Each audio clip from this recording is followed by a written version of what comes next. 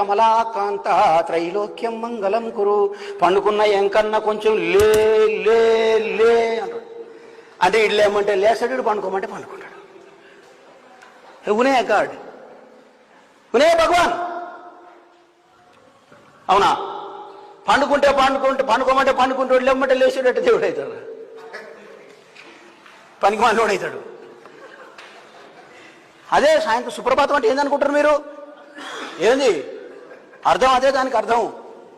కమలాకుచ చూచుక కుంకుమతో నియతారు నితాతుల నీలతను విజయీ భవ వెంకట శైలపతే. అయ్యా స్వామి, నువ్వు ఆదమనిషి నిద్రపోయి వండుకున్నావు, రాత్రి లేట్ అయిందేమో, జరలే తవ సుప్రభాతం. పొద్దుముకల మళ్ళా వండబెడతాడు, పొద్దుముకల్లో తొట్టెళ్ళేస్తాడు, పొద్దుగాల లేపి కూర్చోబెడతాడు.